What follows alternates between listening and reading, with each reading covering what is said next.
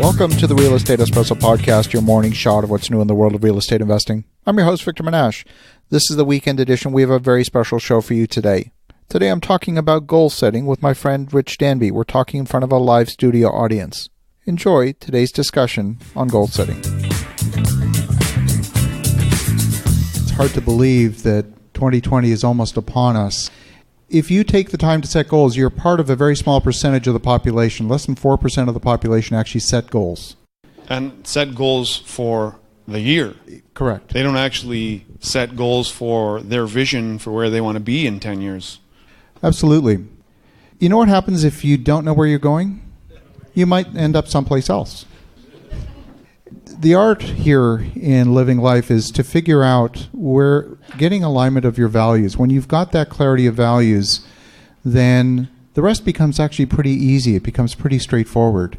And when you're not clear on your values, you're literally like a ship lost at sea. You have no idea where you're going. You're just going with the flow, wherever the current's taking you, wherever the wind is taking you. And sometimes that can be comfortable. But the problem with being comfortable is that you don't move. People only move for one of two reasons. They move for excitement or they move because of fear. It's one of those two. Now, fear is not a very good motivator. It's an effective motivator. It works, but it's only a short-term motivator. And sometimes you probably know people that use fear as a motivator. Maybe someone yelled at you once. That's using fear as a motivator. Using your own intrinsic motivation, your own intrinsic initiative is much more powerful. But before you can even do that, to aim in a particular direction, you've got to get clear on what's important to you. What have you discovered in the last little bit? I agree with everything you said. And to be honest with you, there's a major reason why I believe that people don't achieve their goals. There is 200 people in this room, and yet if you think about what's in your heart, are you really stepping into who it is that you believe that you're meant to be? Just let that soak in for a second. Are you really stepping in to who it is that you believe in your heart that you're meant to be?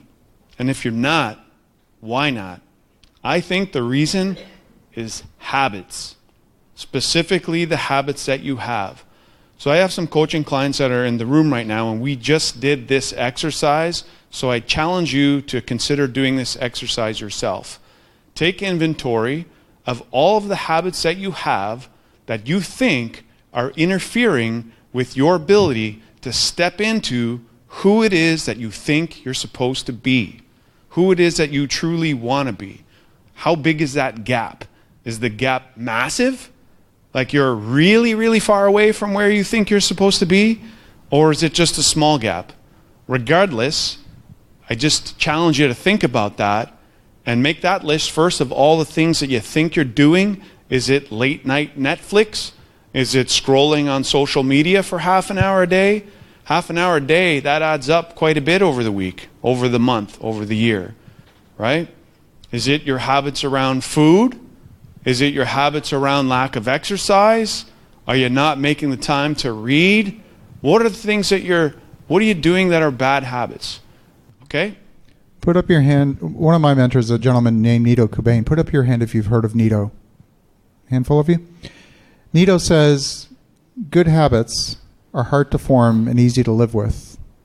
Bad habits are easy to form and hard to live with. Think about that.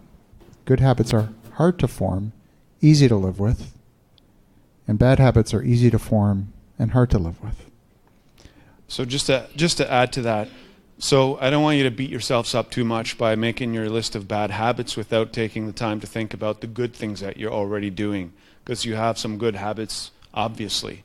But what will be interesting when you review it is your perception of what the balance is between good habits and bad habits.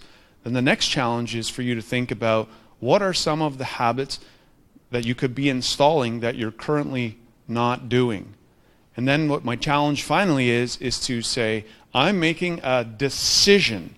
I'm making a decision to make progress towards my future self to eliminate a couple of these habits that are not serving me. I don't try to eliminate all of them because you're just setting yourself up to fail. But if it's related to exercise, You don't have to be in the gym pumping iron, and you don't have to be Arnold next week.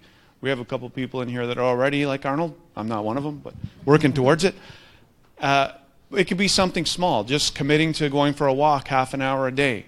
So you just build up to it. And then as you move through these habits and you do them as a habit over a period of time, then it will actually stick.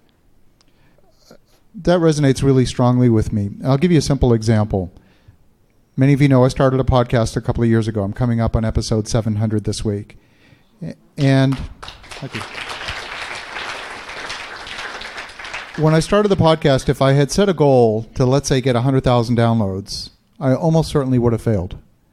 And what I decided instead was to form a habit goal, to put out one piece of quality content every day. And I have not missed a day.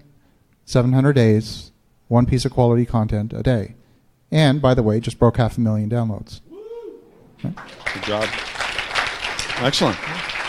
So it's not about, you know, you can say, oh, I want a certain dollar amount, or I want a certain number of doors, or whatever it is. You can set attainment goals, but unless you actually set the goals that are habit goals that will get you there, put one foot in front of the other, you get easily pushed off the path. And the more powerful way to set goals is not necessarily to say, I want 100 doors, or I want 1,000 doors, or whatever. It's to say, what is the process I'm going to put in place to form those habits so I can actually achieve that? You know, Robert Kiyosaki, he came and spoke here back in May. One of the things that he talks about is a lot of people talk about what they want to have. And then they say, well, what do I need to do to get what I want to have? He comes at it from a completely different perspective. He says, before you can have what you want to have, you need to go way back and figure out who you're going to be first. And then when you know who you are, then you can figure out what to do, and then you can have. A lot of people start from the back end. They say, what do I want to have first? And when you approach it from that perspective, you almost always fail. Let's talk about some good habits. Victor, why don't you share with us some of the things that you've installed into your life? Meditate every morning. We do 10 minutes. We have an app it's a guided meditation that we have on our phone, and my wife and I literally, we will be lying in bed side by side holding hands doing meditation every morning. And it's super cool. And romantic. Yeah. Oh, that's great. So you get 10 kids? Yeah, that's how you get 10 kids, he said. Nice one. So some of the habits that I've installed, and just so you know, let's talk about adversity, okay? Victor knows, and I shared this story with many of you who were here, that I had some challenges in 2019. And I had a construction company that I hired as a subcontracting company that stole money, they mismanaged the jobs, and got me in a whole world of pain. And I emotionally went down for a little while. And what was really bizarre about that is I'm known as the motivational guy. I'm known as the guy who's always happy and always has something inspiring to say and is always positive. And yet I was down. My wife can attest to it. She had a hard time getting me to get up and get motivated. And I'll tell you what actually is one of the things that saved me. It is you guys. And you may go, wow, that's awfully convenient. You just happen to be talking to us right now. But here's what happened. I actually didn't want to come. I didn't want to come because I felt a little bit of imposter syndrome. I felt a little bit depressed. I was secluding myself. I didn't want to go out. And then I called Victor. And I said, Victor, I don't really feel like coming. And because Victor and I are such close friends, I shared with him what was going on. And he said, Rich, you got to come. Come, man, trust me, just come. Come on out, come on out. And because he put peer pressure on me as a friend, and I knew it was coming from a place of love, I decided to show up. And that being here inspired me, made me feel good, and made me come back the next month. So what I'm saying to you is the point is you will have challenging times where your habits will be tested, your mental fortitude will be tested, but if you have the right people in your life, thankfully I have a great friend in Victor, I have great friendships with many of you in the room, and most importantly I have an amazing wife. Let's give her a round of applause. Christina is here. So these are the things that will pull you out. So just know, even though we're talking about installing habits, even though we're talking about setting goals, We know that life happens. And the higher that you push the limits of life, the bigger the problems you're going to face. And the bigger you're going to have to develop adversity. And you're just going to have to trust that God has a plan for you. And that whatever it is, that you'll be figuring it out in the future. And you'll be so thankful it happened. And I just finished telling this to Josh earlier as we were having a conversation. Is that I'm so happy it happened to me. Because who I am now, I took all of the negative things, and yes, I went down for a little while, but because of the relationships I have, I was able to pick it up. And even with my friendship with Victor, he is the reason why I went to the inner circle, because when I told him my plans for 2020 and what my vision is, he said, I know the perfect guy for you. His name is Kyle Wilson, and you got to go.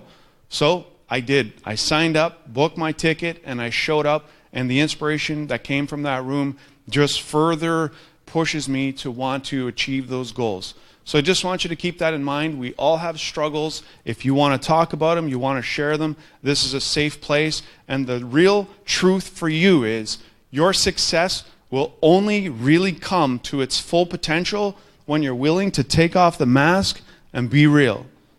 Yeah.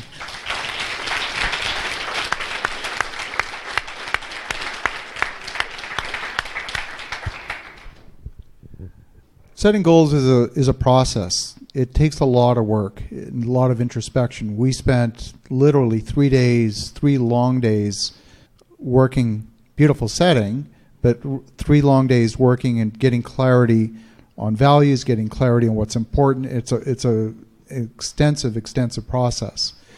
We're not going to cover it here in 5 minutes or even in an hour, even if we stay till midnight. There's no way we could come close to covering it. The point of this is to take the time, go online. There's lots of great goal-setting programs out there. There's Michael Hyatt. There's Tim Ferriss. There's Jack Canfield. There's a lot of great programs out there for you to even just do some of the introspective work. John Lee Dumas has a great program. There's some great programs out there for you to start that introspective process and figuring out what's really important to you. So this is really to inspire you, to motivate you, to take action, to focus on setting goals for 2020. Now's the time to do it. Not January. It's not New Year's resolutions.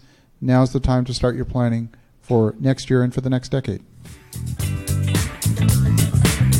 Love that conversation with Rich Danby. Now's the time over the holidays. As you have time, the phone is not ringing.